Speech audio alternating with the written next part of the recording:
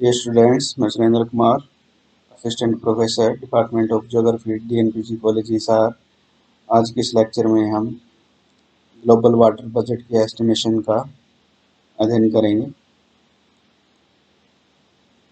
सबसे पहले हम जो ग्लोबल वाटर रिसोर्स अवेलेबल है वो कहाँ कहाँ पर कितनी मात्रा के अंदर अवेलेबल है। तो जो 97.5% जो वाटर है पूरे अर्थ सरफेस के ऊपर वो साल्टी वाटर है, और इस 97.5% का लगभग 99.04% वो ओशन के अंदर अवेलेबल है, 0.95% वो ग्राउंड वाटर के रूप में अवेलेबल है, और 0.01% वो लेक्स के रूप में अवेलेबल है।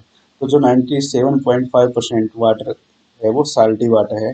उसके बाद 2.5% जो वाटर बच गया है वो फ्रेश वाटर के रूप में अवेलेबल है, और उसका 69.6% ग्लेशियर के अंदर और स्नोपीक्स के अंदर स्टोर है। उसके बाद 30.1% वो ग्राउंड वाटर के रूप में अवेलेबल है। उसके बाद 0.2% लेक्स और मार्सेज के अंदर अवेलेबल है। उसके बाद 0.05 शोयल मॉइस्चर के अंदर फ्रेश वाटर अवेलेबल है। उसके बाद 0.04% एटमॉस्फेयर के अंदर अवेलेबल है। उसके बाद 0.06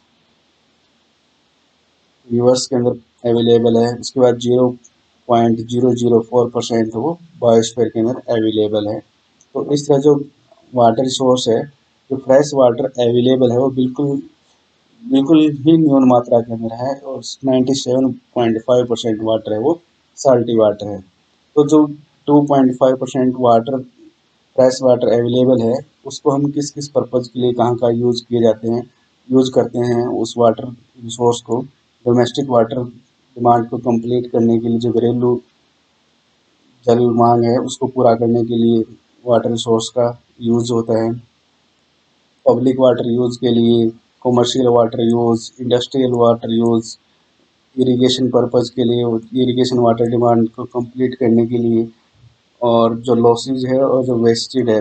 लॉसेज जो अर्थ सरफेस के ऊपर जो वाटर अवेलेबल है उसको प्रेसिपिटेशन के रूप में, इवेपोरेशन के रूप में, या इन्फिल्ट्रेशन या परकोलेशन के रूप में जो यूज़ होता है, और यूज होने के बाद और उसके बाद जो मानव द्वारा यूज किया हुआ वाटर है, चाहे इंडस्ट्रियल सेक्टर में हो चाहे कमर्शियल सेक्टर में हो, उसमें जो वेस्ट के रूप में जो वाटर बच जाता है तो वो लॉसेज और वेस्टेज भी ग्लोबल वाटर एसेज के अंदर शामिल किया जाता है।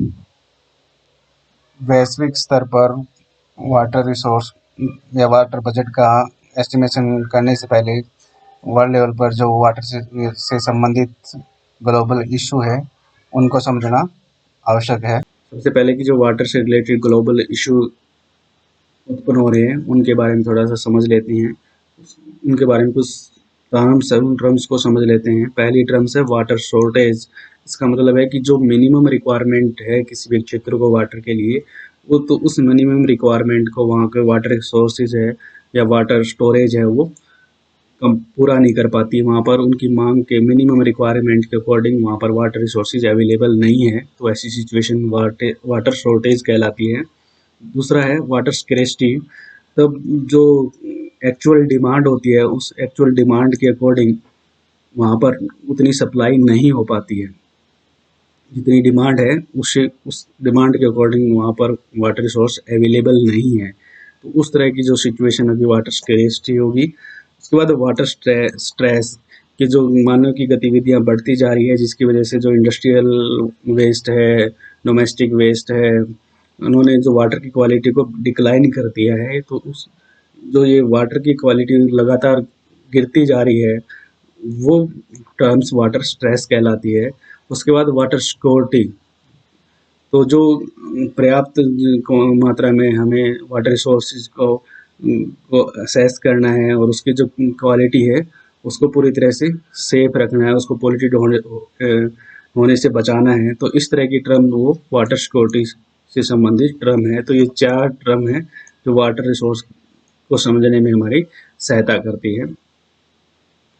तो जब इन चारों टर्म्स का अध्ययन करने के बाद वाटर से संबंधित ग्लोबल लेवल पर कुछ क्राइसिस चल रहे हैं, तो जैसे जितने भी वाटर स्कैरिसिटी है वो किसी भी समुदाय को या किसी भी इकोनॉमिक आर्थिक जो क्षेत्र है उनको पूरी तरह से प्रभावित करती है।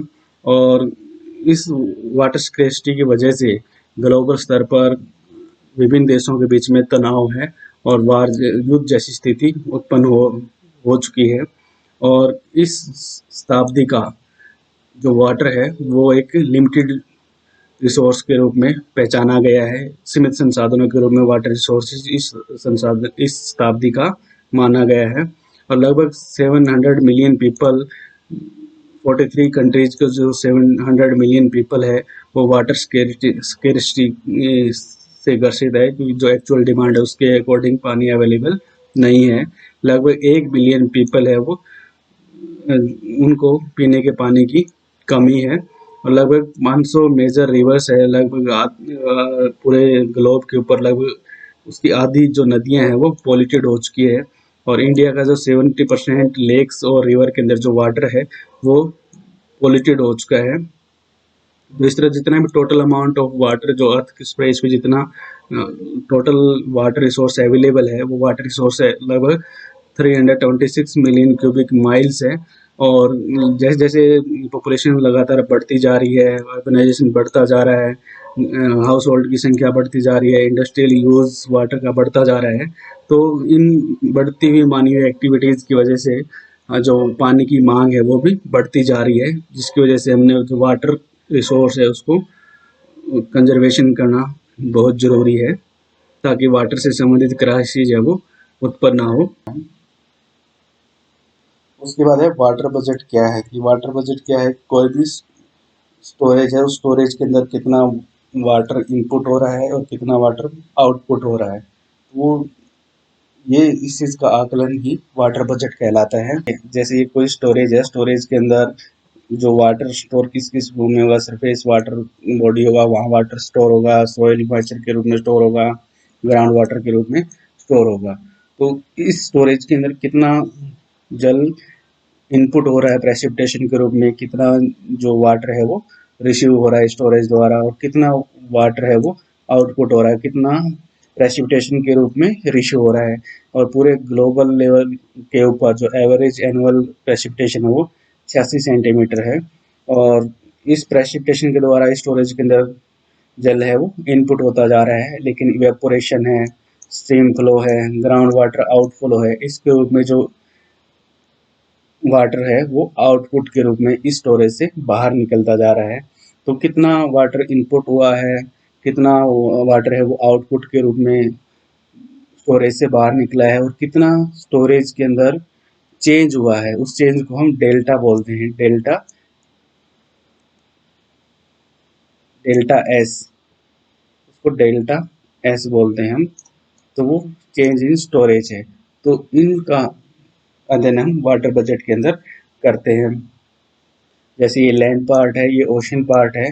लैंड पार्ट से जो इवेपोरेशन है वो 420 यूनिट्स इवेपोरेशन के रूप में चला जाता है, और 70 है वो सरफेस भाग से इवेपोर ट्रांसपिरेशन के रूप में वेपर के रूप में कन्वर्ट होकर वो एटमॉस्फेयर में या वायुमंडल में चला जाता है। तो टोटल वैल्यू 490 वेपर है वो एटमॉस्फेयर में पहुंच जाते हैं। तो इस 490 का लगभग 380 यूनिट्स प्रेसिपिटेशन के रूप में वो वापस महासागर के अंदर आ जाता है, और उसका 110% धरातल के ऊपर आ जाता है। तो इस तरह ये इवेपोरेशन से प्रेसिपिटेशन के रूप में धरातल से होता हुआ ये रन ऑफ के द्वारा महासागर के अंदर मिल जाता है। लेकिन जो यूनिट्स है ये फिक्स नहीं है, एक ग्लोबल लेवल पर और रीजनल लेवल पर चेंज होती रहती है। ये प्रेसिपिटेशन की वैल्यू और इवेपोरेशन की वैल्यू है वो वैश्विक स्तर पर और प्रादेशिक स्तर पर परिवर्तित होती रहती है, बदलती रहती है। जो हाइड्रोलॉजिकल वाटर बैलेंस है उसको एक इक्वेशन के द्वारा भी समझ सकते हैं, कि जो प्रेसिपिटेशन है वो प्रेसिपिटेशन रन ऑफ और इवेपो ट्रांसपायरेशन के बराबर नहीं है। तो जो इनपुट है और वो आउटपुट है हमेशा उसमें बैलेंस नहीं होता है, कि जितनी प्रेसिपिटेशन आ रही है किसी भी एरिया के अंदर जितनी प्रेसिपिटेशन हो रही है उतना ही रन ऑफ और इवेपो ट्रांसपायरेशन के रूप में जो जल है वो आउटपुट नहीं होता है। या आउटपुट ज़्यादा होता है उतनी मात्रा में प्रेसिपिटेशन नहीं होती है। तो इस तरह से जो वाटर बजट है उसके अंदर कुछ मिस हो जाता है, कि अगर आउटपुट ज़्यादा हो गया है तो स्टोरेज के अंदर चेंज आ जाता है, तो वो चेंज फिर डेल्टा कहलाता है। डेल्टा एस उस वाटर स्टोरेज के अंदर जो चेंज आता है, जल की कमी हुई है, जल की अधिकता हुई है, उस चेंज को ही डेल्टा एस द्वारा प्रेजेंट किया जाता है। ये स्कीमेटिक रिप्रेजेंटेशन है मास बैलेंस इक्वेशन की। जैसे ये स्टोरेज है, स्टोरेज से इनफिल्ट्रेशन हो रहा है और प्रेसिपिटेशन, इवेपोट्रांसपिरेशन और स्पेस रन ऑफ के रूप में स्टोरेज से कितना जो वाटर है वो बाहर जा रहा है, प्रेसिपिटेशन के रूप में इन हो रहा है, और ये कितने समय के अंदर, टाइम 0 से टाइम t पीरियड के अंदर कितना जो वर्षा का जल है वो स्टोरेज के अंदर आ रहा है, और इवेपोरेशन, इवेपोट्रांसपिरेशन और रन ऑफ के द्वारा कितना वाटर रिसोर्स ये इस स्टोरेज से बाहर जा रहा है, आउटपुट हो रहा है। तो और कितना इस स्टोरेज के अंदर चेंज आया है उसका अध्ययन हम वाटर बजट बैलेंस के अंदर करते हैं। इसके अंदर कुछ सिचुएशन होती है, जैसे डेल्टा इन एस है कि जो स्टोरेज के अंदर जो परिवर्तन होता है वो कब होता है, जब precipitation minus run of, evapotranspiration और इनफिल्ट्रेशन।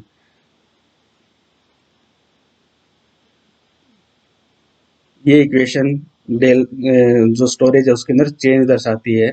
अगर पॉजिटिव चेंज होता है तो क्या होगा, प्रेसिपिटेशन ज़्यादा होगी, कि इनपुट, प्रेसिपिटेशन का मतलब है कि इनपुट उस स्टोरेज के अंदर ज़्यादा हो रहा है, जबकि रन ऑफ है, इनफिल्ट्रेशन और इवेपोट्रांसपिरेशन है वो कम हो रहा है। उसके बाद अगर स्टोरेज के अंदर जो चेंज है वो नेगेटिव है, तो इसका मतलब प्रेसिपिटेशन तो कम हो रही है उस एरिया के अंदर, लेकिन रन ऑफ है, इनफिल्ट्रेशन है, इवेपोट्रांसपिरेशन है वो उस एरिया के अंदर ज़्यादा होता है। अगर कोई भी चेंज नहीं है तो इसका मतलब जितनी प्रेसिपिटेशन हो रही है उतना ही रन ऑफ, इनफिल्ट्रेशन और इवेपोट्रांसपिरेशन के रूप में जो जल है वो आउटपुट के रूप में स्टोरेज से बाहर जा रहा है। जितना इनपुट हुआ उतना ही आउटपुट के रूप में बाहर जा रहा है, तो स्टोरेज के अंदर कोई चेंज नहीं आता है। अब जो वाटर बैलेंस है उसको, उसके कौन कौन से कंपोनेंट है, इनफ्लो, आउटफ्लो और चेंज इन स्टोरेज, ये 3 कंपोनेंट है वाटर बैलेंस के। इनफ्लो मीन्स इनपुट, कि जो स्टोरेज है उस स्टोरेज के अंदर इनपुट किस किस फॉर्म के अंदर होता है। कोई भी एरिया है, उस एरिया के अंदर इनफ्लो कैसे होगा, इनफ्लो कैसे होगा, या तो इस एरिया के अंदर बारिश हो जाए, प्रेसिपिटेशन हो जाए, या फिर इस एरिया के अंदर कोई चैनल आ रहा है, कोई रिवर बह रही है, तो जिसकी वजह से इस एरिया के अंदर वाटर का इनपुट हो रहा है, या जो इस एरिया का जो ग्राउंड वाटर लेवल है उसके अंदर आसपास के एरिया से उस ग्राउंड वाटर स्टोरेज के अंदर पानी का जो स्टोरेज है वो बढ़ता जा रहा है ग्राउंड वाटर के अंदर। तो ये इनपुट है, या तो प्रेसिपिटेशन के रूप में, या कोई चैनल इस एरिया के अंदर से गुजर रहा है, आ रहा है, या फिर जो आसपास के एरिया से वहाँ का जो ग्राउंड वाटर है रिचार्ज हो रहा है, ग्राउंड वाटर इनफ्लो के अंदर चेंज हो रहा है, स्टोरेज है वो बढ़ता जा रहा है। तो इनपुट होगा। आउटपुट क्या होगा कि इस एरिया से जो सरफेस रन ऑफ है उसका आउटफ्लो, ये आउटपुट हो जाएगा। इनपुट में तो जो चैनल था वो इंपोर्ट चैनल था, और अगर आउटपुट में होगा तो ये एक्सपोर्ट आउटपुट चैनल होगा, जो पानी को इस एरिया से आउटपुट के रूप में बाहर लेके जा रहा है। उसके बाद इवेपोरेशन होगा।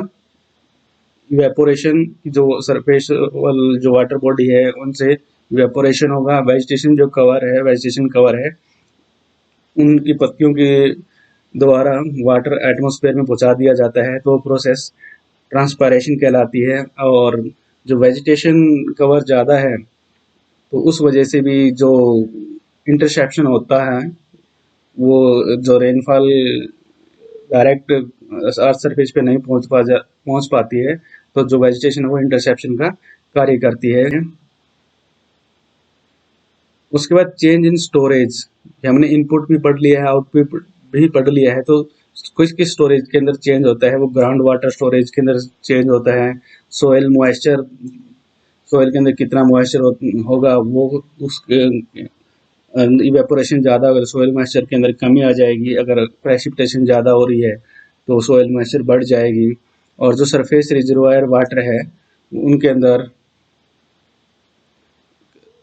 चेंज होता है, और डिप्रेशन स्टोरेज जो गहराई की जो भंडार है उनके अंदर चेंज आता रहता है। तो ये वाटर बैलेंस के कंपोनेंट है, इनफ्लो, आउटफ्लो और change in storage. Inflow means input किसी भी स्टोरेज के अंदर किस किस फॉर्म के रूप में वाटर का इनपुट हो रहा है, किस फॉर्म के अंदर वाटर का आउटपुट हो रहा है, और कैसे जो चेंज आ रहा है स्टोरेज के अंदर। ये 3 कंपोनेंट है वाटर बैलेंस के। उसके बाद है global water balance according volume. आयतन के अनुसार पूरे वर्ल्ड का जो वाटर बैलेंस है वो कैसा है। तो जो ओशियन पार्ट है, ओशियन पार्ट से 424 यूनिट इवेपोरेशन के रूप में चली जाती है, और 61 यूनिट है वो इवेपो ट्रांसपिरेशन के रूप में धरातल से या महाद्वीपों से एटमॉस्फेयर में इवेपोरेशन के अंदर अपना कंट्रीब्यूशन देती है। तो जो टोटल वैल्यू हो जाती है वो 485 हो जाती है। टोटल वैल्यू हो गई है 485, और इसमें से जो 485 में से 385 प्रेसिपिटेशन के रूप में महासागरों के अंदर वापस आ जाती है, जबकि जो 100% जो प्रेसिपिटेशन की यूनिट बच गई है वो महाद्वीपों पर या धरातलीय भाग पर प्रेसिपिटेशन के रूप में प्राप्त हो जाती है। इसके साथ जो एटमॉस्फेयर है उसके अंदर भी मॉइस्चर कंटेंट हो जाता मिलता है, जैसे 39 एटमॉस्फेरिक मॉइस्चर वायुमंडल के अंदर अवेलेबल होता है, तो वो भी प्रेसिपिटेशन के रूप में धरातल पर आता है, जिसमें से 38 यूनिट्स रन ऑफ के रूप में महासागरों के अंदर पहुंच जाती है, और 1% है वो ग्राउंड वाटर स्टोरेज के रूप में नीचे परकोलेट हो जाता है। तो ये ग्राउंड वाटर बैलेंस वॉल्यूम के अकॉर्डिंग है। उसके बाद है ground water balance millimetre per year के अकॉर्डिंग। तो जो ओशन पार्ट है, ओशन पार्ट में से 1400 यूनिट इवेपोरेशन के द्वारा वेपर के रूप में एटमॉस्फेयर में पहुंच जाता है, और 484 यूनिट्स है वो इवेपो ट्रांसपिरेशन के रूप में जो एटमॉस्फेयर है वहाँ पर पहुँच जाता है, और 316 यूनिट्स एटमॉस्फेरिक फ्लो के रूप में विद्यमान रहती है। तो इस टोटल इवेपोरेशन का 1270 यूनिट प्रेसिपिटेशन के रूप में महासागरों को डायरेक्ट प्राप्त हो जाती है, और 800 प्रेसिपिटेशन के रूप में धरातल के ऊपर आ जाती है, और रन ऑफ के रूप में 316 यूनिट है वो रन ऑफ के द्वारा महासागरों के अंदर वापस पहुंच जाती है।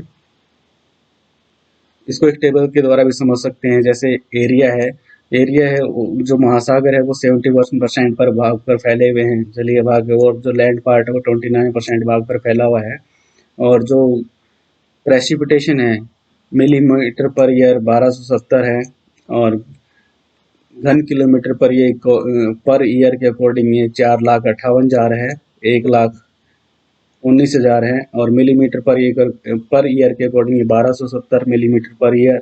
800 लैंड पार्ट से 800 मिलीमीटर पर ईयर प्रेसिपिटेशन होती है, और इवेपोरेशन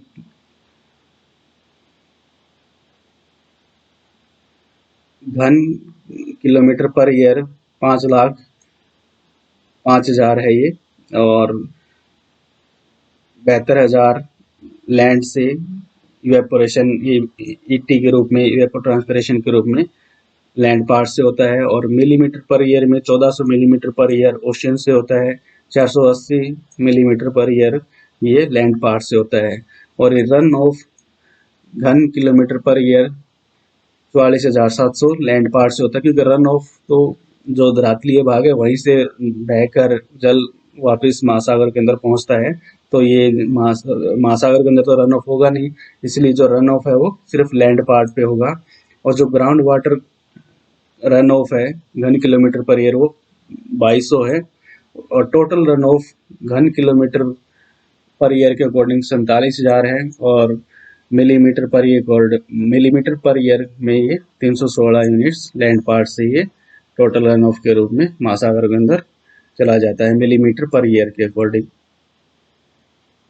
उसके बाद annual water balance of the world कि जो ओशियन के अंदर टोटल प्रेसिपिटेशन है वो 4,58,000 घन किलोमीटर पर ईयर होती है। इवेपोरेशन 5,28,000 घन किलोमीटर पर ईयर होती है। रन ऑफ के द्वारा जो पानी महासागरों के अंदर मिलता है, रन इन तो 42,700 घन किलोमीटर पर ईयर, और जो ग्राउंड वाटर फ्लो के रूप में जो महासागर के अंदर जल आता है, ग्राउंड वाटर इन होता है तो 2100 घन मीटर पर ईयर के अकॉर्डिंग है। और जो इवेपोरेशन के रूप में, इवेपोट्रांसपिरेशन के रूप में जो वेपर के रूप में एटमॉस्फेयर के अंदर वाटर अवेलेबल होता है वो 5,77,000 घन किलोमीटर पर ईयर है। और जो प्रेसिपिटेशन के रूप में वापस इधर धरातल पर पहुंचता है या महासागरों में पहुंचता है वो 5,77,000 घन किलोमीटर पर ईयर है। तो जो लैंड पार्ट है वो प्रेसिपिटेशन के रूप में 1,19,600 घन किलोमीटर पर ईयर के रूप में प्राप्त करता है। लेकिन इवेपोट्रांसपिरेशन के रूप में लॉस होता है वो 74,000 घन किलोमीटर पर ईयर इस प्रेसिपिटेशन से लॉस हो जाता है।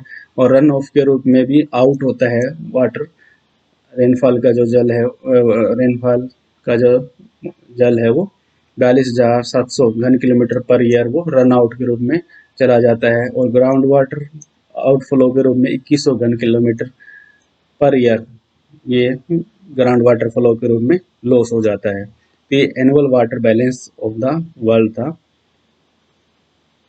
अब है वाटर बैलेंस कॉन्टिनेंट वाइज। तो सबसे पहले continent wise precipitation millimetre per year देखते हैं। अफ्रीका के अंदर 686 मिलीमीटर प्रेसिपिटेशन पर ईयर होती है। एशिया के अंदर 726 मिलीमीटर पर ईयर। ऑस्ट्रेलिया के अंदर 736 मिलीमीटर पर ईयर प्रेसिपिटेशन होती है। यूरोप के अंदर 734 मिलीमीटर प्रेसिपिटेशन पर ईयर होती है। नॉर्थ अमेरिका में 670 मिलीमीटर पर ईयर होती है। और साउथ अमेरिका के अंदर 1648 मिलीमीटर पर ईयर होती है। और इवेपोट्रांसपिरेशन अफ्रीका के अंदर 547 मिलीमीटर पर ईयर, एशिया में 435 मिलीमीटर पर ईयर, ऑस्ट्रेलिया में 517 मिलीमीटर पर ईयर, यूरोप में 415 millimetre per year, north America के अंदर 383 मिलीमीटर पर ईयर, और साउथ अमेरिका के अंदर 1065 मिलीमीटर पर ईयर। और रन ऑफ अफ्रीका के अंदर 139 मिलीमीटर पर ईयर, एशिया में 293 मिलीमीटर पर ईयर, ऑस्ट्रेलिया के अंदर 426 मिलीमीटर पर ईयर, अफ्रीका के अंदर 319 मिलीमीटर जो रन ऑफ है पर ईयर, नॉर्थ अमेरिका के अंदर 287 millimetre per year run of होता है, साउथ अमेरिका में 583 मिलीमीटर रन ऑफ होता है। तो साउथ अमेरिका के अंदर प्रेसिपिटेशन भी ज़्यादा होता है, इवेपोट्रांसपिरेशन भी ज़्यादा होता है, और रन ऑफ के द्वारा जो आउटपुट है वो भी ज़्यादा होता है। तो अफ्रीका के अंदर प्रेसिपिटेशन 686, रन ऑफ 139, और टोटल जो रन ऑफ है वो टोटल प्रेसिपिटेशन का 20% है। इवेपोट्रांसपिरेशन 547 है। अफ्रीका की 726 प्रेसिपिटेशन है, रन ऑफ 293 है, और जो रन ऑफ है टोटल प्रेसिपिटेशन का 40% है। और इवेपोट्रांसपिरेशन एशिया से 433 मिलीमीटर पर ईयर होती है। ऑस्ट्रेलिया में 736 प्रेसिपिटेशन, 226 रन ऑफ। जो रन ऑफ है वो प्रेसिपिटेशन का 30% है। और इवेपोट्रांसपिरेशन के रूप में 510 मिलीमीटर पर ईयर लॉस होता है। यूरोप के अंदर प्रेसिपिटेशन 734, रन ऑफ 319, और जो रन ऑफ है प्रेसिपिटेशन का 43% है। और इवेपोट्रांसपिरेशन के रूप में 415 मिलीमीटर पर ईयर लॉस हो जाता है। नॉर्थ अमेरिका के अंदर 670 प्रेसिपिटेशन, 287 रन ऑफ, और जो रन ऑफ है प्रेसिपिटेशन का 43% है। और 383 इवेपोट्रांसपिरेशन के रूप में लॉस हो जाता है। साउथ अमेरिका के अंदर 1648 प्रेसिपिटेशन के रूप में वाटर प्राप्त होता है, 583 रन ऑफ के रूप में आउटपुट के रूप में चला जाता है। जो रन ऑफ है वो प्रेसिपिटेशन का 35% है, और 1065 इवेपोट्रांसपिरेशन के रूप में लॉस हो जाता है। तो ये वाटर बैलेंस है कॉन्टिनेंट वाइज। उसके बाद है वाटर बैलेंस ओशियन वाइज। तो जो अटलांटिक ओशियन है उसके अंदर 780 प्रेसिपिटेशन होती है, लेकिन ओशियन के अंदर सभी ओशियन एक दूसरे से जुड़े हुए हैं, तो सभी ओशियन के अंदर एक दूसरे महासागर का जल है वो आवागमन करता रहता है। किसी महासागर में दूसरे महासागर का जल आ जाता है, तो किसी महासागर के का जल दूसरे में चला जाता है। तो इस तरह उनके अंदर चेंज होता चला जाता है। जैसे अटलांटिक है, अटलांटिक के अंदर 780 तो प्रेसिपिटेशन के रूप में प्राप्त होता है, और 200 मिलीमीटर पर ईयर वो जो आसपास के जो साथ लगते हुए जो महासागर है उनसे इनपुट हो जाता है, और 1040 इवेपोरेशन के अंदर चला जाता है। तो -60 इसका एक्सचेंज होता है। टोटल हो गया है 980, तो इनपुट हुआ लेकिन आउटपुट इसका 1040 हो गया है, तो -60 इसका चेंज हो गया है। उसके बाद आर्कटिक ओशियन है वो 240 प्रेसिपिटेशन के रूप में प्राप्त करता है, 230 इनपुट उसको दूसरे महासागरों से प्राप्त हो जाता है, और लेकिन इवेपोरेशन के रूप में 120 मिलीमीटर पर ही इवेपोरेशन हो पाता है, तो जिसकी वजह से जो इनपुट है वो 350 प्लस हो जाता है। तो यहाँ पर जो स्टोरेज है वो बढ़ रही है। उसके बाद जो इंडियन ओशियन है उसमें प्रेसिपिटेशन 1010 प्रेसिपिटेशन होती है, दूसरे महासागरों से 770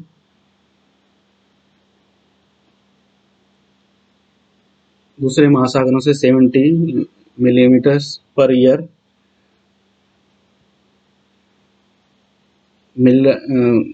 आ जाता है, तो 1380 इवेपोरेशन के रूप में चला जाता है। तो 300 जो यूनिट है वो माइनस हो जाती है, इवेपोरेशन ज़्यादा होता है, आउटपुट ज़्यादा होता है, इनपुट कम होता है। पैसिफिक ओशन के अंदर प्रेसिपिटेशन के रूप में इनपुट 1210, और दूसरे महासागरों से जो वापिस जल प्राप्त हो रहा है वो 60, तो इवेपोरेशन के अंदर 1140 चला, आउटपुट के रूप में 1140 चला जाता है, तो प्लस 130 स्टोरेज के अंदर बदलाव हो जाता है। तो ये ग्राफिकली रिप्रेजेंट किया गया है। अटलांटिक ओशियन के अंदर प्रेसिपिटेशन 780 है, इवेपोरेशन ज़्यादा है, इसका मतलब यहाँ पर इनपुट कम है, आउटपुट ज़्यादा है अटलांटिक ओशियन के अंदर। आर्कटिक ओशियन के अंदर प्रेसिपिटेशन 120 है, प्रेसिपिटेशन 140 है, इवेपोरेशन 120 है। इसका मतलब यहाँ पर जो इनपुट है वो ज़्यादा है, स्टोरेज बढ़ रहा है। उसके बाद जो इंडियन ओशन है वहाँ प्रेसिपिटेशन 1010 है और इवेपोरेशन 1380 है। इसका मतलब यहाँ इनपुट कम है, आउटपुट ज़्यादा है, तो यहाँ पर स्टोरेज के अंदर कमी आ रही है। उसके बाद जो पैसिफिक ओशन है वहाँ पर इवेपोरेशन 1140 है और जो प्रेसिपिटेशन है वो 1210 है। इसका मतलब यहाँ पर जो स्टोरेज है वो बढ़ रहा है। उसके साथ साथ जो वाटर फ्लो दूसरे महासागरों से जो वाटर फ्लो कौन से ओशन के अंदर बढ़ रहा है, कौन से में घट रहा है, तो जो अटलांटिक ओशियन है दूसरे महासागरों से 200 यूनिट्स है वो इनपुट हो रही है और 60 यूनिट है वो दूसरे महासागर के अंदर जो जल है वो जा रहा है। इसी तरह इंडियन ओशियन के अंदर 70 यूनिट्स तो वो प्राप्त कर रहा है, लेकिन -300 यूनिट है वो दूसरे महासागरों के अंदर जा रही है, इवेपोरेशन के अंदर लॉस हो रहा है। लेकिन जो पैसिफिक ओशियन है उसके अंदर 60% जो इनपुट है और 130% जो इनपुट है वो दूसरे महासागरों से वर्षा के रूप में प्राप्त हो रहा है। कंक्लूजन क्या है वाटर बैलेंस का? ये जो वाटर स्टोरेज है उसके अंदर इनपुट हो रहा है या आउटपुट ज़्यादा हो रहा है, इनपुट कम हो रहा है, तो इस तरह जो वाटर स्टोरेज है उसके अंदर चेंज आ जाता है। तो उस चेंज से क्या पता चलता है कि पूरे ग्लोबल लेवल पर वाटर का डिस्ट्रीब्यूशन कैसा है। तो कुछ क्षेत्र तो ऐसे होंगे जहाँ पर जल की अधिकता होगी, कुछ क्षेत्र ऐसे होंगे जहाँ पर पानी की शॉर्टेज है। तो ये सरप्लस और जो शॉर्टेज है वो स्थानिक तौर पर और टेम्पोरल तौर पर समय के अनुसार सामयिक और स्थानिक तौर पर पूरे ग्लोब पर विभिन्नता पाई जाती है। इन विभिन्नताओं के कारण पूरे ग्लोबल लेवल पर वाटर क्राइसिस अवेलेबल हो रहे हैं। तो इस वाटर क्राइसिस से बचने के लिए हमें वाटर की प्रॉपर मैनेजमेंट की आवश्यकता है। वाटर रिसोर्स को कंजर्वेशन करने की आवश्यकता है, और ताकि हम जो वाटर की क्वांटिटी हमारे पास अवेलेबल है उसकी क्वालिटी और उस क्वांटिटी को हम मैक्सिमम यूज कर सकें। तो इस तरह हम उस वाटर रिसोर्स का प्रॉपर तरीके से मैनेजमेंट कर सके, उसकी क्वालिटी को बरकरार रख सकें, क्वांटिटी को बरकरार रख सकें, उसको पोल्यूटेड होने से बचा सकते हैं, उसको ऑप्टिमम यूज़ कर सकते हैं, उसको कंजर्वेट कर सकते हैं, जो वर्षा का जल है उसको स्टोर करके रख सकते हैं, और जितने भी वाटर रिसोर्स अवेलेबल है उनकी क्वांटिटी और क्वालिटी को असेस करके उसको हम मैक्सिमम यूज़ के और ऑप्टिमम यूज़ के योग्य बना सकते हैं। तो इस तरह ये वाटर बजट कंप्लीट हो जाता है।